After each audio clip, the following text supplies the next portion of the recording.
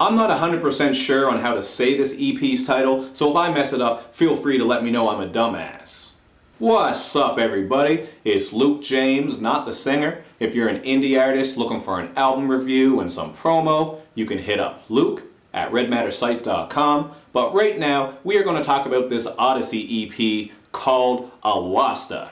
Now, Oddisee is an MC from out of DC who's a part of the Mellow Music Group, and this one dropped quite a while ago, so I admit that I was sleeping on it, but that's exactly why I wanted to review this shit, man, because I think it's really dope, and I don't want all of you to be sleeping on this one either. And a big part of what makes this one so dope to me is the content and the lyricism. On the song Slow Groove, we get this soulful production that samples an Eddie Kendricks song, and it also has some smooth vocals on the hook. And we're going to have Oddisee spitting about all kinds of things that he's kind of learned as he's gotten older. He's keeping a tight circle, he's not messing around with substance abuse, and he's just happier to be at home enjoying life and love than being out on the streets getting involved in dumb shit. So as someone who's 32, married, and with a couple of kids, I've been through a lot of dumb shit in the past, but I'm kind of at that same stage too, where I'm just taking it easy and enjoying things as they come. I'm not out there in the streets or trying to get involved in things that I don't really need to be involved with. So I related to this track quite a bit, and the song Catching Vibes is similar with some of the lessons that you're going to get. It has this great jazzy production that makes use of light keys, so it has a very smooth sound, and content-wise, he's giving us some lessons about stress, man. Like, there's no reason to stress shit that you can't change, but anything you can change, you should definitely try to fix and work on, because that's how you get happier as you live your life. But the thing that really stuck out to me on this track was when he said that there's no point of stressing things to the point that you just drive yourself crazy, because sometimes there's these things that come up that get us nervous and frustrated, and we're just going crazy trying to figure out how to deal with this shit. But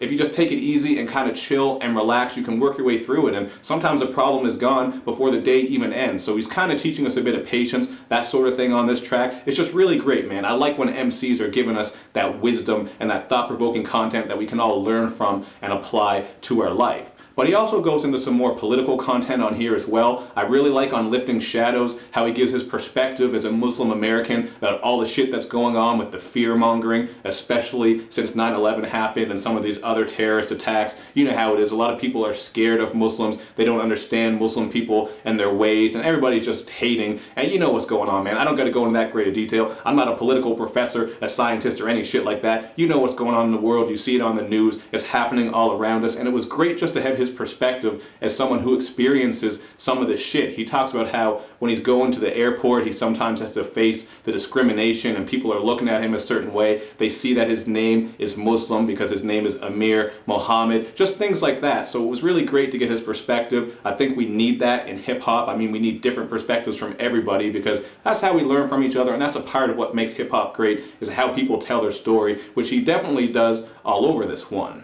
Now on the song, Asked About You, he goes into some detail about history and just the negative, long-lingering effects of things like slavery, wars, and just how different parts of the world have conquered other parts of the world. Again, I'm not a professor, just look up history, listen to some of what he's saying on here, and you'll understand what I'm getting at. But the thing that stuck out the most to me on this song is when he said that he's more focused on the cause of all this negative shit we see in the news recently with police brutality, racism, etc. He's more concerned with the cause than he is the uproar and just the whole show. You know how it is, man. Some shit goes down, everybody picks sides and argues and debates, rather than looking at the long-term cause and effect, because I think you can look back through history and just see how certain trends make things happen, especially in the United States of America, which was built on slavery, violence, racism, and all these things. So the content on here is just really dope. I really appreciate what he was bringing to this project. The production is great as well, all of which he handled himself, and I did talk about how some of these beats have that smooth feel to them, but you're going to get some different vibes as well. On Wouldn't Be Surprised, there's this more grimy sound and a boom bap feel, which I thought was really dope. That was one of my favorite tracks. It's just short, and he kind of spits a little bit about his ideas in regards to money and a little bit about fame. And on No Reservations, we get this upbeat drum production. It's kind of hard to explain, but it has a bit of a bouncy feel to it. So I thought that was a unique sound as well. It just kind of helped keep things interesting as you listen through this EP. Now, I'm not saying this EP is over the top as far as creativity goes. There's not really anything here that's too out of the ordinary. In fact, I'd say it has a very traditional sound, but it's that simplicity that works for it, because this is a short and sweet EP that is just great from start to finish, and I give it a 4 out of 5, man. So don't sleep on this one like I was doing. Check it out for yourself, and then hit me up in the comments section, because I want to know what you think about it. You also want to make sure you like my videos, you share them, you follow me on Twitter, you retweet them, etc. And subscribe to my channel. Help me out. 15K, you already know, we're going to get a FAQ and a Q&A on the go. So thank you for supporting the channel, everybody, and I will see you next time.